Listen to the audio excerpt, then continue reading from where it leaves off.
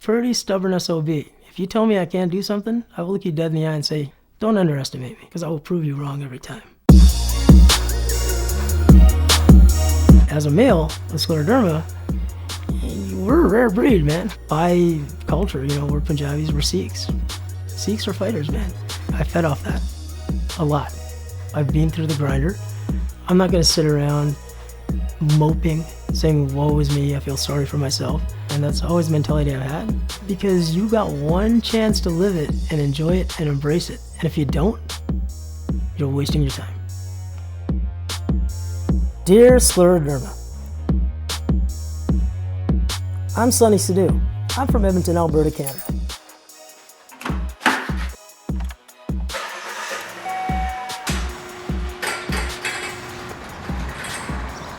Have you had any offers on it yet? We did have 2 offers on it last year. It was technically sold. One buyer never showed up, lost his deposit.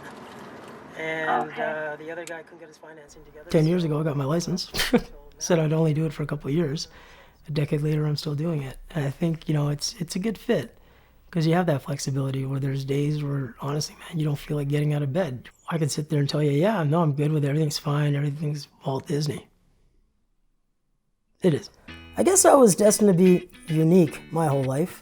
After all, I was born in the Far East. The far east coast of Canada, that is, in St. John's, Newfoundland. And trust me, there's not too many brown Newfies out there. For study and all that thing, he was really brilliant. Very happy kid. He always had many friends. So, out east, you didn't have a care in the world, man.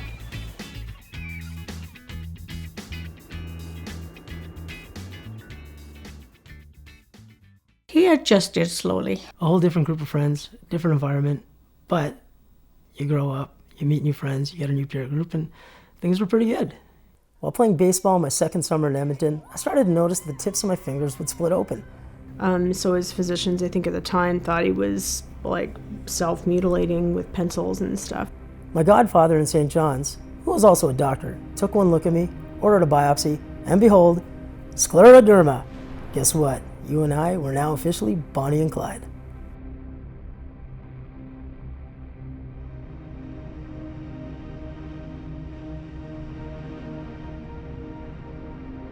The internet didn't exactly exist, and there was no Google. And I'm like, well, what is that? We never heard this word before. We were told he was not going to have very long to live. Whether you make it past your 16th birthday or not, we'll be lucky.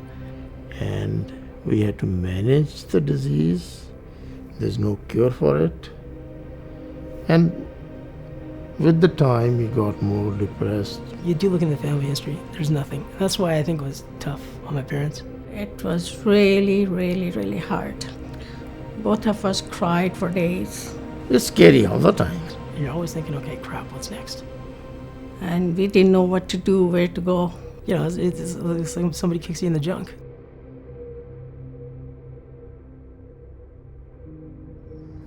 Growing up in middle school and high school, I was the needy kid that had to get a doctor's note to be excused from gym classes whenever my hands flared up.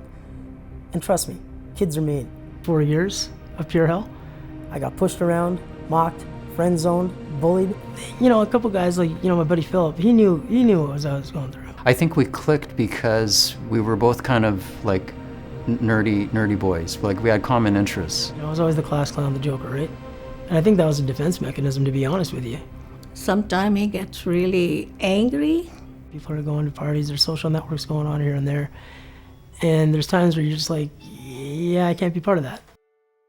But I pushed through those years, and I was determined not to let it keep me down. And there was a change from interest in science to interest in music and history. That was abrupt change, abrupt.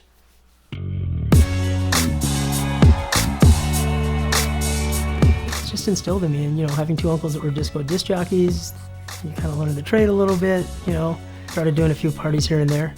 That escalated to doing a couple literally high school dances, which transitioned into college parties, which I started doing the nightclub circuit. That grew bigger into festivals.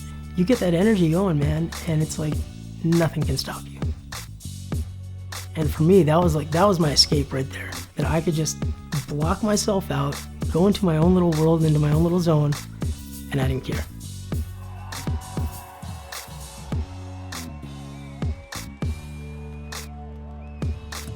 And I was like, all right, this is cool, man. But once again, the legs started acting up. So could I have proceeded any further going toward these guys? Yeah, probably. Physically, could I manage it at that time? No. For me, you realize you got to take care of number one first. I was always a lippy, pretty snippy kid. You could never really shut me up. Naturally, the world of television was calling.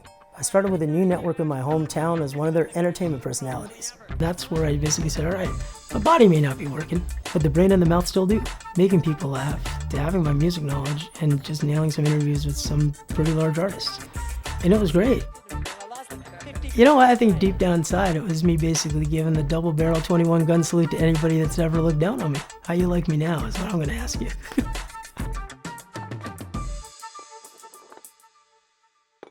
He enjoyed television work, and then suddenly it became very difficult for him to manage.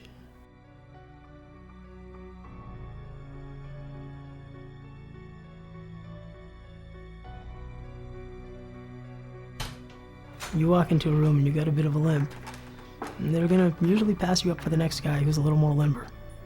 That's when I realized how shallow people could be. He got depressed.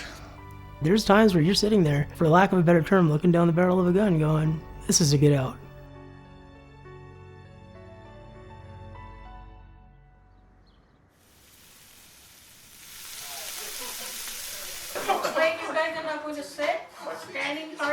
The family is the stable part. My mom, dad, sister, and my core group of friends will be the first people to slap me upside my head and to spark that fire inside of me whenever I start to feel down. Sonny is a warrior. Sonny is resilient. My superhero. Sonny's a survivor. Sonny is Captain Kirk. Do I give in? Or in the proverbial words of Naughty by Nature, do I knuckle up? You want me, Scleroderma? Come and get me. Having that group around me that's always kind of pushing me and lifting me up, you don't want to disappoint them. I've had some pretty dark years with you, Scleroderma, but at this point in my life, enough is enough. You've taught me how important it is to keep my sense of humor, to keep laughing, to keep others laughing, and to have a good time despite how difficult the challenges in my life can be. He's got that concept of life being, well, I'm here, let's have fun while I'm doing it. I mean, it's a lot easier for us to just say, okay, he's going through this and that, but when you look at it, it's like, wow, I don't know if I would have the strength to go through that. The chronic pain, the skin issues, yeah, I'm dealing with it. It literally eats away your tissue. So you're basically walking around falling apart.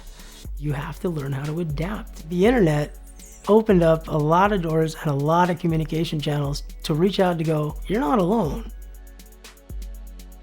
I try to focus on not going through life only to say I should have done, but instead to go through life and be able to say, damn son, look at what I've done. It's an adventure, and I gotta try to do something to reach out there and make a difference. Hey Scleroderma, read my lips, although they are disappearing. It's my life, not a life sentence.